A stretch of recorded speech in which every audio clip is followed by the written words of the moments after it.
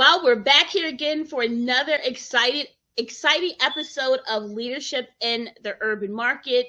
I am ecstatic to have another exciting guest today. One, with me it's all about not just being an expert in my area, but definitely hearing the different perspectives, angles, views, and experiences of other industry leaders, experts, and individuals that are just living today, because you don't have to have a PhD or a higher education degree to have insight to solutions that are happening in and around our community. So I am going to allow my special guest to introduce himself, and then we'll dive right in. So welcome to the show. Good morning, good morning, good morning. Thank you so much, Dr. Dorsey, for having me here. I appreciate you.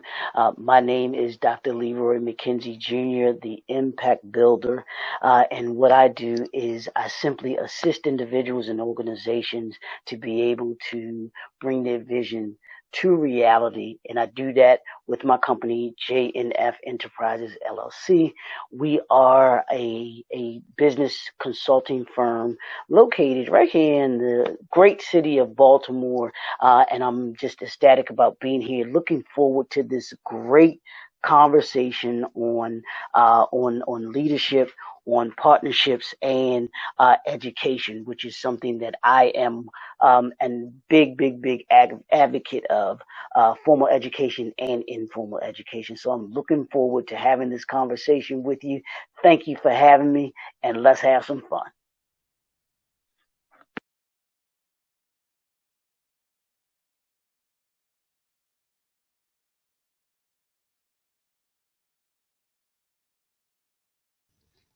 Well, how about I have to start all over because I was on mute? In live broadcast, you just have to be ready, right? So, welcome, Dr. McKenzie. We are excited to have you and to hear your views on these topics. And the first one I want to jump into is education. And so, the state of education today is at an all-time high. It was already a prominent topic prior to COVID.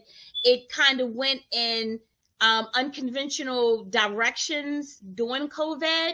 Some people are still in that unconventional mode as I continue to learn that online learning is still an option for local school districts, which is not something that's being highly advertised, but absolutely being utilized.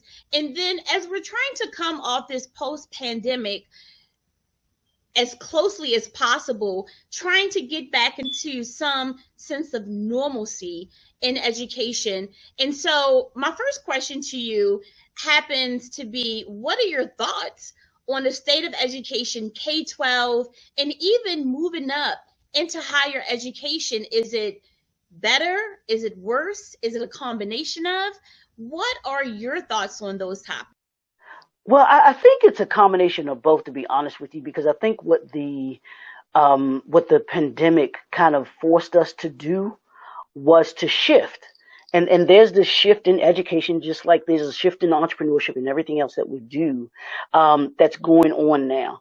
There was an adjustment that we had to have in education going into the pandemic because the school system wasn't necessarily prepared or ready to be able to. What do we do when the students can't come to the physical building? So there had to be this shift that went on and moved us from, okay, we're not in the physical building, to now where we are able to the students are able to learn from from their homes, and being able to do that, make that adjustment, because that was an adjustment for the students. It was an adjustment for the teachers. It's an adjustment for everyone. So that's the first thing that comes to mind when you ask me about that, was the shift of education that's going on now. So there was a shift going into the pandemic. There was a shift during the pandemic. And then now, as we're moving out of the pandemic, there's still another shift. Like you mentioned, there's this hybrid of education, where there are schools that, that still allow. I mean, and the online is nothing new. But it was something that I think the middle school, elementary school, that was something that they weren't used to actually doing. And then, of course, the higher education, they were doing the online, because you could take online courses and classes and everything like that. So I don't think it was much of a lot of a shift for the higher education as much as it was for the elementary, middle, and high school forms of education. So that shift had to be done. And then now, as we're moving out of the pandemic, doing another shift, kids getting acclimated to going back into the classroom. What does that look like? Even for the teachers, what does going back into the classroom, what does that look like for them? So there's this shifting that's going on, and even for those that have the ability to to now either do education, in class or out of class, what does that look like moving forward for us in this 21st century? So I think it's a little bit of both. I think it has a little bit of both, and that's the way that we're going. That's where technology has afforded us to be able to go. Because think about it, 10 years ago, 15 years ago, if this pandemic had happened, how would we have been able to get kids to be able to still learn and not be in the classroom? So I think moving forward, we now have this, tool that we can use, so to speak, in the educational realm, that we're able to still educate, the elementary, middle, and high school, and even take it even further in the higher education when it comes to them, and being able to have that still a viable option of being in the classroom or doing it online, and what that affords us. Yes, and thank you so very much. And what we've also learned during a pandemic is that it has widened the educational disparity for all youth, but especially for our underserved, underprivileged youth. And so in education, there are 3 levels of students, even in higher academics. And those are one, Dr. McKenzie, as you're familiar, those that are accelerating by natural intelligence and talent. Then you have those learners that fall dead smack in the middle, that could go either way, above or below, or just maintain.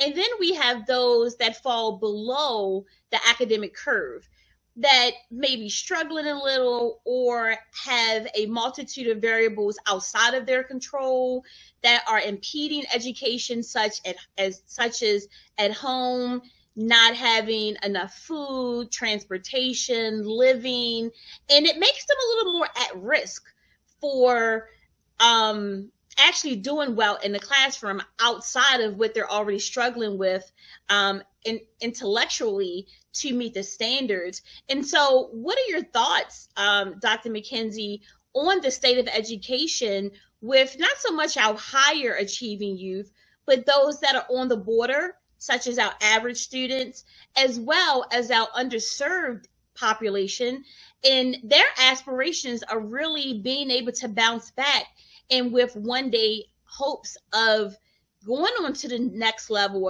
of higher education. What are your thoughts on that?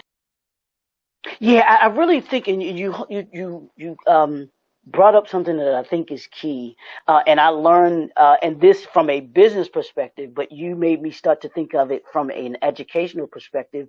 Right down at our old alma mater, University of Maryland Eastern Shore, my dean, when I was there, he always talked about the bell curve. The bell curve are those that are in front. He said you have those that are in front of the bell curve, those that are on top of the bell curve, and those that are behind the bell curve. And you just talking about education. There are those that are excelling. There are those that are just making it. They're barely surviving. And then you have those that have fallen behind or fall behind when it comes to education. Some of it may be of their own and not concentrating enough.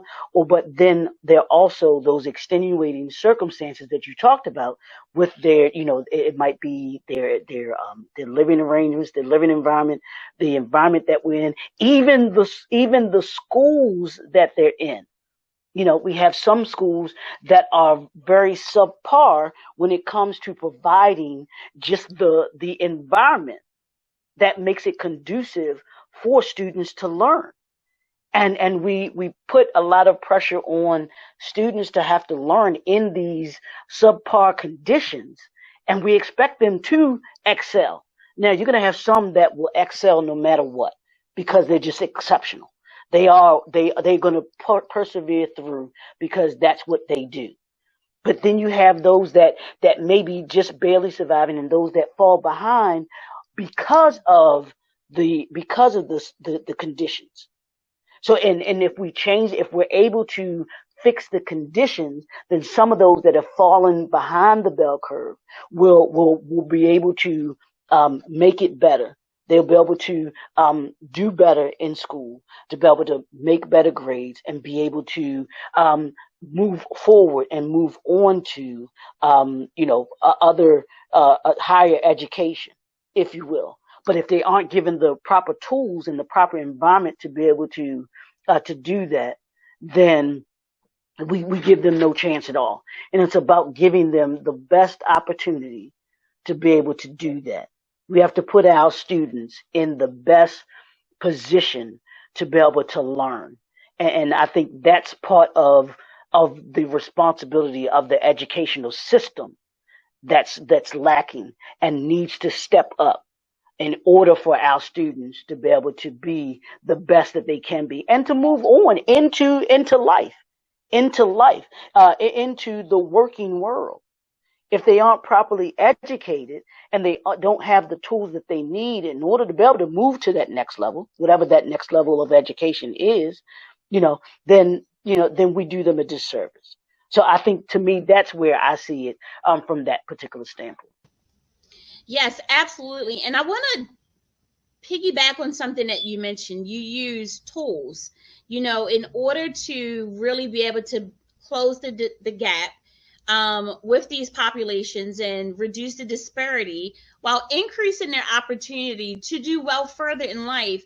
There are some tools that you feel should be implemented and put in place. Can you share what you feel those tools should be, and how could they be implemented along the developmental span for youth in order for them to hopefully be able to access them and to capitalize on their strengths and do well in the classroom? Well, I think in order for students to do well in the classroom, first of all, they need to have the proper books. The educational system, as I mentioned before, is subpar in the educational tools that they supply to the students. Students should not be going home with copies of books. So that's important that they have that tool. The first important tool are the books that they're going to be reading, that they're going to be using in order to be able to be the best learners that they can be. The second thing I think is, honestly, it's the environment. I think, it may be crazy to think of the environment as a tool, but if the environment that the students are in isn't conducive for them to be able to learn, they can't be productive. And I think also teachers have to be aware and cognizant of the situations, the extenuating outside situations and circumstances of their students. I know for me, now I'll give the example of me. I had teachers that took an interest in me as a student. They took the time to talk to me about certain things. I always talk about it, and I love her. I call her my second mom. She was my Algebra 1, Algebra 2 teacher, Miss Jean Reagan. She took this young boy in, and I wasn't a big math fan. Let's say that. I wasn't a big math fan, but she would pick on me in class. She would force me to think. and to do those things that I didn't necessarily want to do, but I could do. But she pulled out more in me than I realized was in me. And that's what we have to, as I believe that the educational system, teachers should be doing, pulling out of those students what they don't necessarily know is inside of them. Because as a high school student, there were things that, you're trying to figure these things out. You're entering puberty and all of this stuff like that. You may have issues at home, with the family and everything like that. You may be dealing with the neighborhood that you live in, because you talked about the underserved communities that, that have to deal with this. This is real for them. So they have to be equipped, not just in the home, but they have to be equipped in school. So she would, she would have me stay after class sometime, and I'd be, oh, why are you always picking on me, Reagan? Why are you always doing this? But she wanted to make me better, and she made me understand that by doing the work that needed to be done in the classroom would prepare me not only to move further in my education, but would allow me to be able to take those life lessons that she gave me on the ride home, because I didn't live far from her. So she would give me a ride home, but she would also talk to me. She would talk to me about certain things. She got me involved in the Upward Bound program that I think is still here in some sense at some of the schools. But having those kinds of teachers that get involved with the students to equip them with the educational tools that they need, giving them the environment that they need, the environmental tools that they need in order to be able to deal with learning that becomes conducive to learning. Because sometimes some of the students, the only piece that they give is when they come to school, and we don't know it.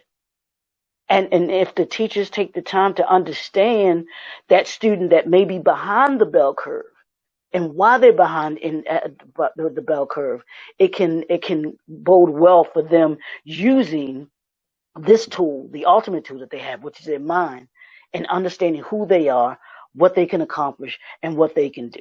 So I think that's important to me. Yes, absolutely. And I love how you mentioned that, the more the more of a personal interest that teachers could take in, absolutely have an impact on students. I'm a testament of that. But I also have to ask the really tough question in a state of education today. Teachers are, and I'm an educator, 30 years, K-12, higher ed, bachelor's, master's, helping PhD candidates earning their doctoral degree. And right now, teachers in education, it's a really pesky, tricky kind of topic, because teachers are expected to perform as they are by their contractual agreement. And we already knew prior to COVID, teachers would put in more hours than what their salary called for, right? Above and beyond. And that didn't include, supplies, right? But just the work. And so COVID-19 really stretched teachers, where we're seeing a huge, we have witnessed a huge influx of people retiring, people leaving the field of education. And there are a lot of substitutes in the building today, higher than normal. And that is having a direct impact on the quality of education that our students are getting, again, even prior to COVID-19. So when we're talking about that investment for teachers, and like the individual teacher that you mentioned, how do you think teachers can accomplish that while still trying to balance their insanity, their sanity, their mental health, their own kids? And then what does that look like for online learners? Because again, that is an option of some school districts, is that students are still having the opportunity to learn virtual. What are your thoughts on that? Yeah, the virtual world, that can be a little tricky, as you talked about, especially when it comes to education and getting the students to live, because there's to me, it's a big difference between um, the in class where the teacher can really hone in and control the environment that they have, versus the online where you might not have as much control of that environment, because if you don't want to have students laying in the bed, they look like this. When it comes to learning, they're in a mindset of learning. And I believe that the teachers, it's difficult. It's difficult for teachers in this day and time to be able to deal with what they deal with when it comes to being teachers, because a lot of the tools that they need aren't being supplied by the educational system. Um, they're expected to have the students meet the requirements of the scoring of the test scores, meet that, and then in addition to that, have them producing in the classroom, which can become difficult too. And I think our educational system has a lot to work on when it comes to not just teaching to the test requirements that we have, but making sure that the students receive that well-rounded education that they deserve and that they need in order to be able to move to the next level, of education, whatever that next level of education is. They have to be equipped to be able to do that. And the third thing is, I think a lot of teachers that are in teaching, like you said, a lot of the teachers are choosing to leave the system because of the difficulty, because of what they have to deal with. It's just like any other work environment. You have to me. Here's what I believe that the educational system has to do in order to be able to maximize the teachers that they have, and then to be able to draw more into and draw more teachers into the system. And I talk about this from a entrepreneurship standpoint as well too. But it's to create a healthy work environment. Creating that healthy work environment, I mean, is key. I lied to you not, Dr. Dorsey. I literally had a job, and this was years ago, that I literally hated to wake up and go to work to. And that's no way for anyone to have to feel that way. And I promise you, there may be some teachers that feel that way, where they literally hate waking up to have to go into that job in the morning. And the second thing with that is, if I don't have the healthy work environment, I can't maximize my productivity. There's no one, whether it's us having our own businesses, or if it's having employees that come to work, you will not maximize your productivity if it's not a healthy work environment. That job that I was telling you about, that I hated waking up in the morning going to, I promise you, I was in no shape, no mindset of being as productive as I should have been, could have been. And when it's to that point, you have teachers doing exactly what they're doing. Say, it's time for me to move on.